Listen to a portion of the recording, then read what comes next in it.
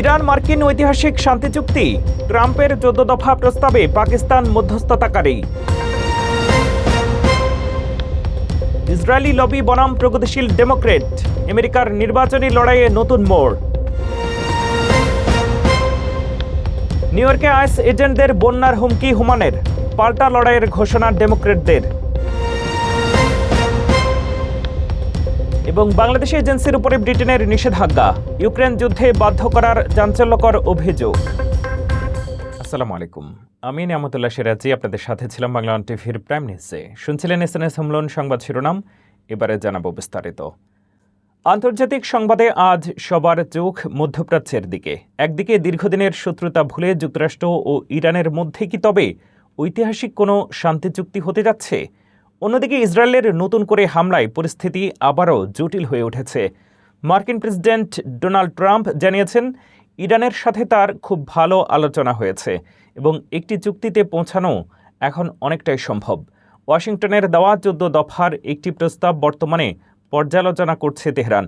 আজই মধ্যস্থতাকারী দেশ পাকিস্তানের কাছে নিজেদের চূড়ান্ত প্রতিক্রিয়া জানাতে পারে ইরান। তবে শান্তি আলোচনার এই আবহের মধ্যেই লেবাননের রাজধানী বৈরুতে ভয়াবহ বোমা হামলা চালিয়েছে ইসরায়েল। গত 17 এপ্রিল নামে মাত্র যুদ্ধবিরতি কার্যকর হওয়ার পর এই প্রথম বৈরুতে হামলা চালালো তারা। অন্যদিকে গাজায় ইসরায়েল প্রতিদিনের বোমা বর্ষণকে যুদ্ধবিরতি চুক্তির চরম লঙ্ঘন বলে তীব্র নিন্দা জানিয়েছে হামাস। শান্তি প্রস্তাব এবং পাল্টাপাল্টি হামলার এই দ্বিমুখী অবস্থানে মধ্যপ্রাচ্যের ভবিষ্যৎ এখন কোন দিকে মোড় নেবে তা নিয়ে বাড়ছে উদ্বেগ। মার্কিন রাজনীতিতে এখন এক বড় ধরনের মেরুকরণ লক্ষ্য করা যাচ্ছে। আসন্ন নির্বাচনকে সামনে রেখে ডেমোক্রেটিক পার্টির অভ্যন্তরেই শুরু হয়েছে লড়াই, যার কেন্দ্রে রয়েছে প্রভাবশালী লবিং গ্রুপ আইপ্যাক। গাজা এবং ইরানে চলমান যুদ্ধের প্রেক্ষাপটে ডেমোক্রেটিক পার্টির অন্তত 100 জন প্রার্থী আইপ্যাকের বিরোধিতাকে তাদের নির্বাচনী ইস্যু হিসেবে বেছে নিয়েছেন। তারা শপথ নিয়েছেন যে আইপ্যাকের মতো প্রো ইসরায়েল গ্রুপ থেকে কোনো অনুদান নেবেন না এবং ইসরায়েলে আমেরিকার সামরিক সহায়তার বিরোধিতা করবেন। আইপ্যাকের মুখপাত্র জানিয়েছেন তারা মূলধারার ডেমোক্রেটদের সমর্থন দিয়ে উগ্র বামপন্থী প্রার্থীদের কংগ্রেস থেকে দূরে রাখতে কাজ করবেন। তবে বিশ্লেষকরা মনে করছেন ডেমোক্রেটদের এই অভ্যন্তরীণ কোন্দল ট্রাম্প প্রশাসনের জন্য লাভজনক হতে পারে, কারণ ইরান যুদ্ধের প্রেক্ষাপটে ডেমোক্রেটদের এই অনৈক্য তাদের নির্বাচনের লড়াইকে আরও কঠিন করে তুলছে। ইসরায়েল লবিংয়ের প্রভাব মার্কিন রাজনীতিতে কতটা পরিবর্তন আনবে তা এখন সময়ের অপেক্ষা। ট্রাম্প প্রশাসনের বর্ডার জার টম হোমানের হুমকির মুখেও নতি স্বীকার করছে না নিউ ইয়র্ক। অবৈধ অভিবাসীদের ডিপোর্টেশন ঠেকাতে স্থানীয় পুলিশ এবং আইএসের সমন্বয় বন্ধ করতে কঠোর আইন পাশের প্রস্তুতি নিচ্ছেন ডেমোক্রেটরা। এর জবাবে হোমান নিউ ইয়র্কে বিপুল সংখ্যক এজেন্ট পাঠিয়ে অঞ্চল ভাসিয়ে দেওয়ার হুমকি দিলেও গভর্নর ক্যাথি হোকুল সাফ জানিয়ে দিয়েছেন কোনো অবস্থাতেই রাজ্যে আইএসের কার্যক্রম বাড়তে দেবেন না তিনি। আমেরিকার নিউ ইয়র্ক কি হতে যাচ্ছে পরবর্তী এক বড় সংঘাতের কেন্দ্রবিন্দু? ট্রাম্প প্রশাসনের বর্ডার জার টম হোমান নিউ ইয়র্কে বিপুল সংখ্যক আইস এজেন্ট পাঠানোর যে হুঁশিয়ারি দিয়েছেন তাতে দমে না গিয়ে বরং পাল্টা লড়াইয়ের ঘোষণা দিয়েছেন ডেমোক্রেট আইন প্রণেতারা। অভিবাসন নীতি নিয়ে ফেডারেল বনাম রাজ্য সরকারের এই টানাপোড়েন এখন তুঙ্গে। নিউ ইয়র্ক অঙ্গরাজ্যের গভর্নর ক্যাথি হোকুল এবং ডেমোক্রেট আইন প্রণেতারা বর্তমানে এক গুচ্ছ নতুন বিল পাশের চূড়ান্ত পর্যায়ে রয়েছেন। এই বিলগুলোর মূল উদ্দেশ্য হল ফেডারেল ইমিগ্রেশন এজেন্সি বা আইস এর সাথে স্থানীয় পুলিশের সমন্বয় সীমিত করা। নতুন এই আইন পাশ হলে ধর্মীয় উপাসনালয়, শিক্ষা প্রতিষ্ঠান এবং আদালতের মতো সংবেদনশীল স্থানে ইমিগ্রেশন কর্মকর্তাদের অভিযান চালানো এবং গ্রেফতারি পরোয়ানা কার্যকর করা অনেক কঠিন হয়ে পড়বে।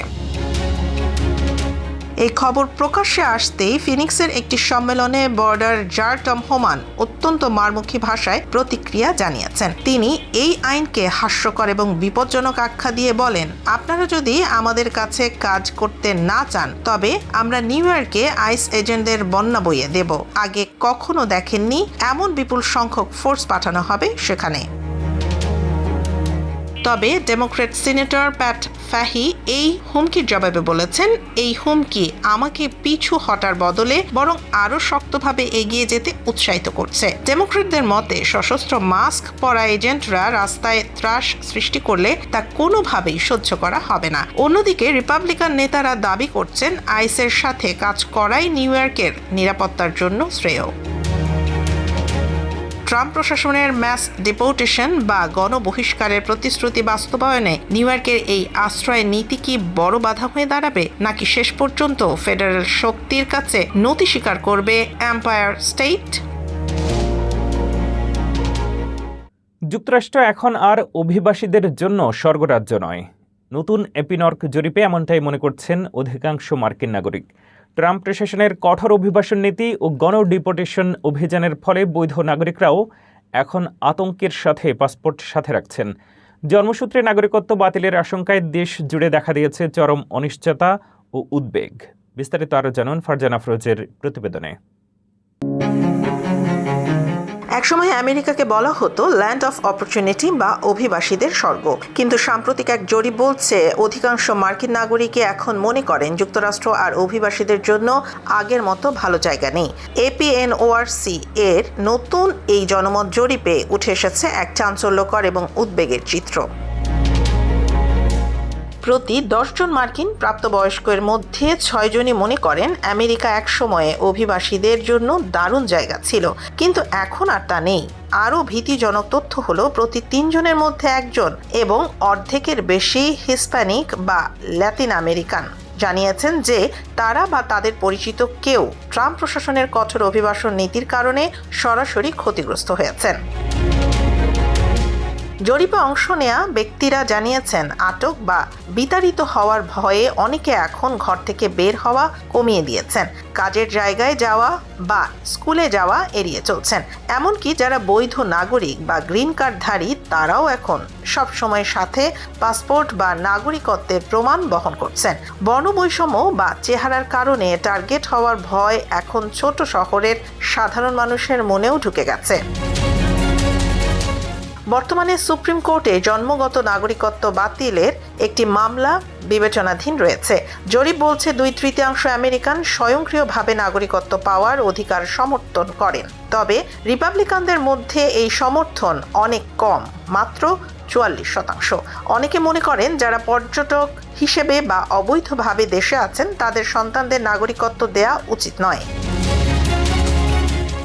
আমেরিকার এই বিভক্তি কেবল রাজনীতি নয়, বরং দেশটির মূল সত্তার ওপর এক বড় প্রশ্নচিহ্ন। অভিবাসীরা কি আর আমেরিকায় স্বপ্ন দেখতে পারবেন, নাকি ড্যামেজড কান্ট্রি বা ক্ষতিগ্রস্ত দেশ হিসেবেই পরিচিতি পাবে যুক্তরাষ্ট্র? সময় এবং সুপ্রিম কোর্টের আসন্ন রায় বলে দেবে আমেরিকার ভবিষ্যৎ গন্তব্য। নিউ ইয়র্ক সিটির রাস্তায় আবারও উত্তেজনা। একটি ঐতিহাসিক সিনাগগের সামনে বিক্ষোভকারীদের তাণ্ডব এবং পুলিশের সাথে সংঘর্ষ নিয়ে এবার সরাসরি গভর্নর ক্যাথি হোকুলের পদত্যাগ দাবি করলেন অভিনেতা মাইকেল র্যাপাপোর্ট। গত মঙ্গলবার রাতে ম্যানহাটনের পার্ক ইস্ট সিনাগগের সামনে প্রায় 100 বিক্ষোভকারী পুলিশের ব্যারিকেড ভেঙে ফেলার চেষ্টা করে। বিক্ষোভকারীদের অনেকেই কেফিয়াহ দিয়ে মুখ ঢেকে রেখেছিল, জানিয়ে ক্ষোভ প্রকাশ করেছেন র্যাপাপোর্ট। তিনি গভর্নর হোকুলকে আক্রমণ করে বলেন, দীর্ঘ সময় পেলেও তিনি রাজ্যে মাস্ক বা মুখোশ নিষিদ্ধ করার বিষয়ে কোনো পদক্ষেপ নেননি। র্যাপাপোর্টের মতে মুখোশের আড়ালে এই বিশৃঙ্খলা চালানো সহজ হচ্ছে। এদিকে নিউ ইয়র্কের মেয়র জোহরান মামদানি ইহুদি বিদ্বেষী বক্তব্যের নিন্দা জানালেও বিক্ষোভকারীদের মূল দাবির প্রতি তার নৈতিক সমর্থন বজায় রেখেছেন। তবে পরিস্থিতি নিয়ন্ত্রণে সিটি কাউন্সিল ইতিমধ্যেই সিনাগগের আশেপাশে বাফার জোন আইন পাশ করেছে, যা পুলিশের জন্য নিরাপত্তা নিশ্চিত করা বাধ্যতামূলক করেছে। ধর্মীয় উপাসনালয়ের নিরাপত্তা এবং মাস্ক ব্যবহারের এই রাজনৈতিক বিতর্ক এখন নিউ ইয়র্কে তুঙ্গে। ব্যবহৃত গাড়ির আকাশচুম্বী দামের বাজারে ক্রেতাদের স্বস্তি দিতে হার্টজ এবং ইবে শুরু করল বিশেষ পার্টনারশিপ। এই চুক্তির আওতায় হার্টজের 8000 সার্টিফাইড ব্যবহৃত গাড়ি এখন ইবেতে পাওয়া যাবে। নতুন গাড়ির গড় দাম যেখানে $50,000 ছুঁই, সেখানে অর্ধেকেরও কম দামে ভালো মানের রেন্টাল গাড়ি কেনার এই সুযোগ মার্কিন অটোমোবাইল বাজারে নতুন আলোড়ন তৈরি করেছে। বর্তমানে নতুন এবং ব্যবহৃত উভয় ধরনের গাড়ির দামই আকাশচুম্বী। এমন পরিস্থিতিতে সস্তায় গাড়ি খুঁজে পাওয়া যেন সোনার হরিণ। তবে গাড়ি প্রেমীদের জন্য এক বিশাল সুখবর নিয়ে এসেছে বিশ্বের অন্যতম বড় গাড়ি রেন্টাল কোম্পানি হার্টজ। তারা ই-কমার্স জায়ান্ট ইবে এর সাথে পার্টনারশিপ করে তাদের ব্যবহৃত গাড়িগুলো সরাসরি গ্রাহকদের কাছে বিক্রির ঘোষণা দিয়েছে। হার্টজ জানিয়েছে এই চুক্তির আওতায় প্রায় 8,000 সার্টিফাইড ব্যবহৃত গাড়ি এখন ইবেতে পাওয়া যাবে। কোম্পানির লক্ষ্য হলো পাইকারি বাজারের ওপর নির্ভরশীলতা কমিয়ে সরাসরি গ্রাহকদের কাছে আধুনিক এবং ফ্রেশ কন্ডিশনার গাড়ি পৌঁছে দেয়া। বর্তমানে আমেরিকায় একটি ব্যবহৃত গাড়ির গড় দাম প্রায় $25,500, যেখানে নতুন গাড়ির গড় দাম প্রায় $50,000 ছুঁই। রেন্টাল কার কেনা কি ঝুঁকিপূর্ণ? বিশেষজ্ঞরা বলছেন বড় কোম্পানির কাছ থেকে কেনা হলে ঝুঁকি অনেক কম। হার্টস এর এই গাড়িগুলোর কিছু বিশেষ সুবিধা রয়েছে। 12 মাসের ওয়ারেন্টি। রেন্টাল কোম্পানিগুলো সাধারণত 12 মাস বা 12,000 মাইলের লিমিটেড ওয়ারেন্টি দেয়। নির্ধারিত দাম। কোনো প্রকার দরাদরি বা হ্যাসেল ছাড়াই প্রতিযোগিতামূলক দামে গাড়ি কেনা যাবে। ফেরত দেওয়ার সুযোগ। গাড়ি কেনার 1 সপ্তাহের মধ্যে পছন্দ না হলে সেটি ফেরত দেওয়ার সুযোগও থাকছে।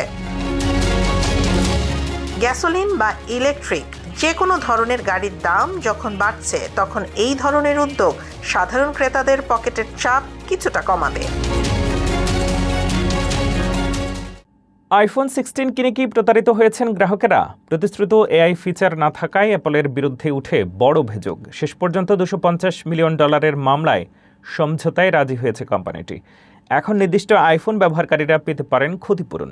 কে কত টাকা পাবেন এবং কারা এই তালিকায় আছেন জানুন বিস্তারিত। অ্যাপল ব্যবহারকারীদের জন্য এসেছে বড় খবর। নতুন আইফোন কিনে থাকলে আপনি পেতে পারেন ক্ষতিপূরণ। কারণ যুক্তরাষ্ট্রে অ্যাপলের বিরুদ্ধে হওয়া একটি ক্লাস অ্যাকশন মামলায় $250 মিলিয়ন সমঝোতায় রাজি হয়েছে প্রযুক্তি জায়ান্ট প্রতিষ্ঠানটি। মামলায় অভিযোগ করা হয় 2024 সালে আইফোন 16 সিরিজ বাজারে আনার সময় অ্যাপল ইন্টেলিজেন্স এবং নতুন এআই চালিত সিরি ফিচারের ব্যাপক প্রচার চালায়। কিন্তু ফোন বাজারে ছাড়ার সময় সেই প্রতিশ্রুত ফিচারগুলোর অনেক কিছুই বাস্তবে ছিল না। অভিযোগ অনুযায়ী এই প্রচারণার কারণে লাখো গ্রাহক অতিরিক্ত টাকা খরচ করে নতুন আইফোন কিনেছেন। তবে অ্যাপল সব অভিযোগ অস্বীকার করেছে। কোম্পানির দাবি, তারা ইতোমধ্যে 20টিরও বেশি এআই ফিচার চালু করেছে এবং ভবিষ্যতের সফটওয়্যার আপডেটে আরও উন্নত সিরি ফিচার যোগ করা হবে।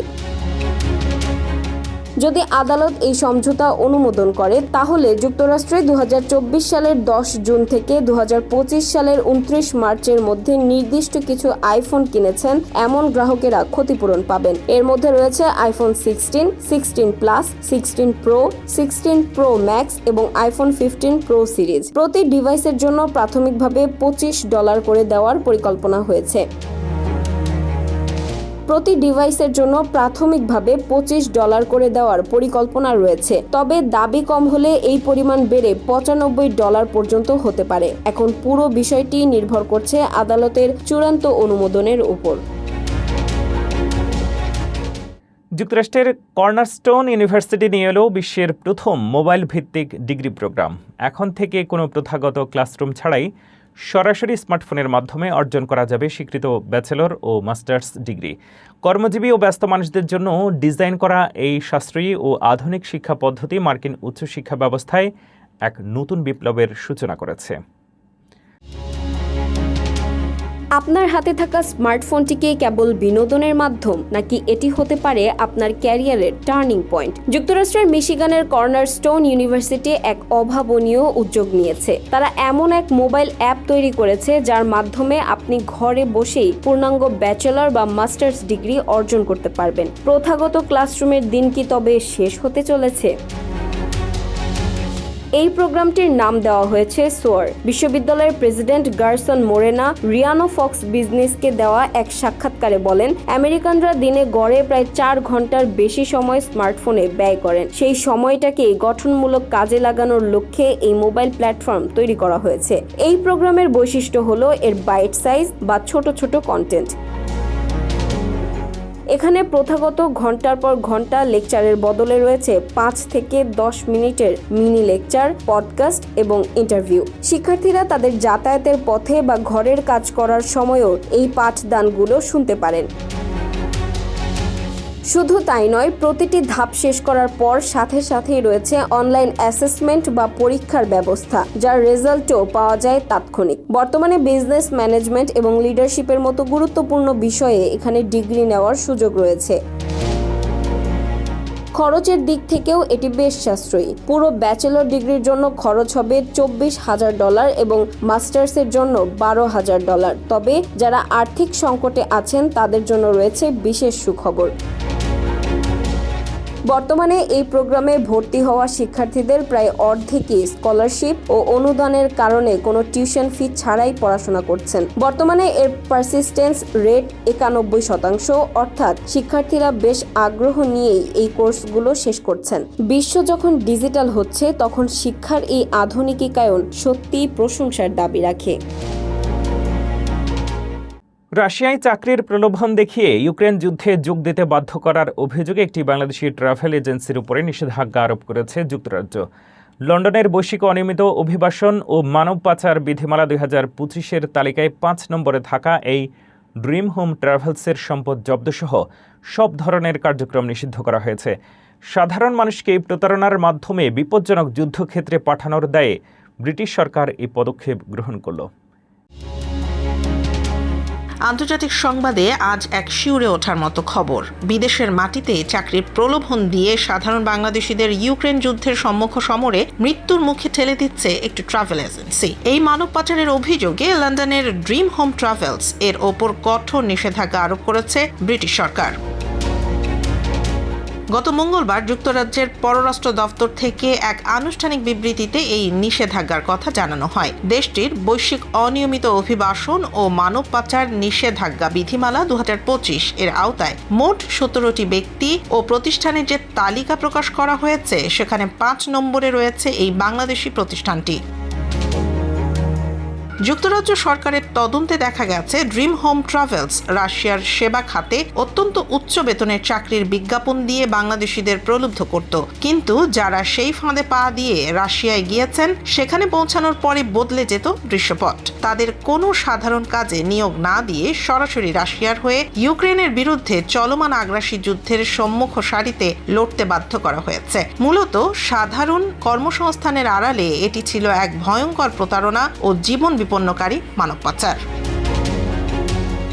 এই নিষেধাজ্ঞার ফলে dream home travels and tours limited এর যুক্তরাজ্যে থাকা যাবতীয় সম্পদ জব্দ করার নির্দেশ দেওয়া হয়েছে। ব্রিটিশ সরকার স্পষ্ট করে দিয়েছে যে এই ট্রাভেল এজেন্সিটি মানব পাচারের মতো গুরুতর অপরাধে সরাসরি জড়িত থাকার অকাট্য প্রমাণ মিলেছে। মানুষের অসহায়ত্বের সুযোগ নিয়ে যারা তাদের জীবন ঝুঁকির মুখে ফেলবে তাদের বিরুদ্ধে আইনি ব্যবস্থা নিতে ব্রিটেন এখন জিরো টলারেন্স নীতিতে।